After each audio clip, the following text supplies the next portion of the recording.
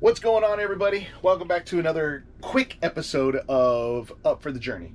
So, as you can see here, we're in the bedroom, and our topic today is we're going to kind of give you, or we're just going to tell you what happened about a month ago.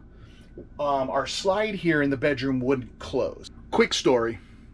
Go to close the slide. I don't know why we were trying to close the slide. We weren't leaving, so I don't know what was going on. Slide wouldn't close, and we're like, what the heck is going on now? What, come on. Of course, I'm just like, I hopped on Facebook, I went to the Grand Design forum for the 315 specifically, and was like, hey, Schwintek Slide, bedroom, not closing, what are things I can look at? So I got like every idea under the sun. Oh, is your power on? Is your power going to this? Is your shore power good? Is, this, that, and the other. And of course, Renee is behind the scenes. Hi, Grand Design customer service. Yes, our thing won't close. Oh, that's it? Okay. Okay, thanks. Click. I'm going to show you what happened and show you if you ever have a Schwintek issue. I don't say this is going to solve it, but this is the first place to go to. So stay tuned.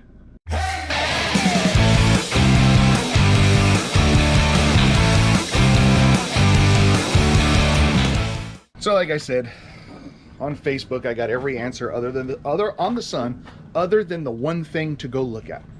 So what we're going to do is go outside. First of all, if you don't know what a Schwintek slide system is, there's three types of slide systems. There's a rack and pinion, which these big ones are on, which are these big sliders here. They hold a lot of weight. There's a gear down there, and it has this, and there's two motors on there, and they slide in. Now, if this ever loses power, there is a rod right there that I hook up a kind of like a what's the word I'm looking for? Just a hand crank that goes on it. Now, this one here closes the other one. So I put a crank on there, I crank it, and it'll manually close because there's gears and things like that. And same thing for this one. If I want to close this slide here, I just go on the other side, I get it, and I crank it. But there's no override like that. And I don't, for the Schwintek. Oh, so the second type is a cable driven. And you've seen these. These are on the less expensive RVs. And they're cable actuated, and the cable could stretch or something can happen. So the Schwintek is these right here. See this little bar here? So there's nothing underneath. And what happens here is there's these little gears, and there's a motor that goes in here. And there's another one up top. So what happens is there's gears in there, and it drives this in. There's one on each side. But there's no hand crank to manually close it. So I was like, what the heck? So Renee, like I said earlier, got on the phone with Grand Design. And they said, well, what's your VIN number? What model do you have? And they said, okay, here we go. Go into your driver's side storage here. And initially, they said behind the panel here, there's a motor thing. And we couldn't find it. And I said, I'm wondering if it's this. And it is.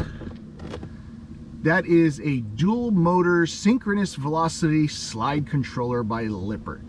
Now, as you can see, there's wires going to it, and this is going to be tough to film, especially close up. There's wires there that plug in, and they're going back there, and all kinds of stuff going on. So you kind of have like power wires going through here that are obviously going to the slide.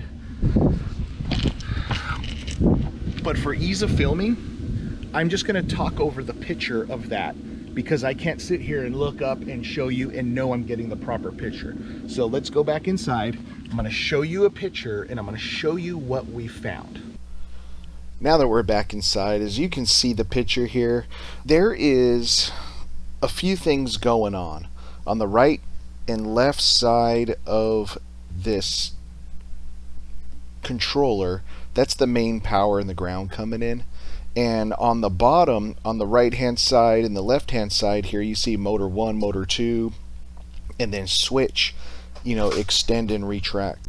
The main thing I want you to get out of this is the first place you want to go to look and see, first of all, if everything's connected. You know, you want to make sure on the right here, these power and grounds, you want to make sure down below here, these clips are in, and making sure that they are fully plugged in. Now, as you can see here, the bottom right one where it says motor on J2, you can see there's some tension. And I think that's just because we have the panel unscrewed and it's pulling a little bit of tension. But I want to move your attention to the top left, this big black square. There's a couple things going on in here that are super important. So this little square in this new picture, there is, you can see the arrow, and it basically is an override. And this one will show you how to override to shut the slide. So as you can see here, there's a little button in there. The directions say press and hold this button 6 times, or sorry, press this button 6 times, hold down on the 7th, press until lights start to flash. Now what I don't understand is there's 2 LEDs. As you can see just left of that black button, there's 2 little white dots. Those are LEDs. One's green, one's red. So I'm assuming when it says the lights start to flash, it sounds like both. And it says use the normal slide controller switch located inside coach to retract the room. So that to me sounds like an override. Whether if there's power or what, I'm not sure how that works. We didn't actually have to use that because we found the problem. Now to diagnose, if you go and everything's connected, the LED lights that are there on the left are going to start blinking. They're going to do a sequence that you can see here on the bottom left of the screen is, you know, one blink on the green LED means it's motor 1's fault. 2 blinks on the green LED means it's motor 2. So that will either be 1 blink consistently or 2 blinks, and that's just going to tell you what motor. Now the other one is a red LED, and there's sequences here. If it's 2 blinks, it's battery dropout, 3 blinks, low battery, 4 blinks, high battery, etc., as you can see here. So that kind of gives you a little bit of diagnosis. Now to make this video nice and short and sweet, what our issue was. You can probably notice that there's insulated foil insulation. Now if you saw our other video with the refrigerator install, I had a lot of this installation left over, and Renee had gone and cut a bunch of this insulation to fill in the gaps that's underneath inside the bedroom under the cap where we store a lot of stuff. With her crawling around under there and whatnot, this big red cable had just come loose, and it had just pulled out just a little bit, enough where it wasn't making a connection. Now this is obviously not the first place we went to because we didn't know this was up here. So of course, as soon as we opened the cabinet door or the storage door, we saw that dangling and said, you got to be serious.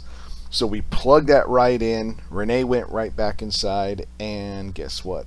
It worked. So that's as simple as it was, everyone. You know, sometimes we have a tendency to look at when something goes wrong, we have a tendency to want to just do advanced like diagnostics as opposed to going back to the basics and do the simple things. Now again, like I said before, we didn't know that controller was for the slide, and we didn't know to look there. So next time that happens, we'll know. But till then, I hope you found this video informative. I hope it will help you, and I hope down the road it's going to help someone else, because these are these little random type of things that happen to our viewers, and you're kind of just like, damn, I wish I would have known about this. There is another video online from Lippert. He goes really in depth with every blinking light and all that stuff. If you want to watch that one, just do a search for the Lippert Schwintek controller.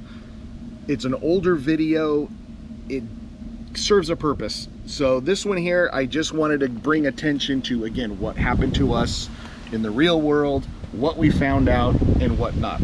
Ultimately, if something happens with your RV, there is a Facebook Grand Design page for your specific RV. Always simple. Put in there what happened, and some people usually respond. If not, Grand Design customer service is always the first place you want to call or email. Now, they are busy, guys. They are busy. Like, sometimes you won't get them right there when you need it. So be patient. There's so many resources out there. So thanks again for watching. I hope you found this important. Please give the video a thumbs up, hit that subscribe button. And again, if you're in a forum and you see this video and someone talks about the forum, please feel free to link this video. If you go down below, right below where you hit the like button, there should be a share button. Hit that and copy the link, and you can paste that right into a comment on Facebook or whatever platform you're on if you're in a forum or whatnot. So thanks again, guys. From beautiful Cape Cod, Massachusetts, we're out of here.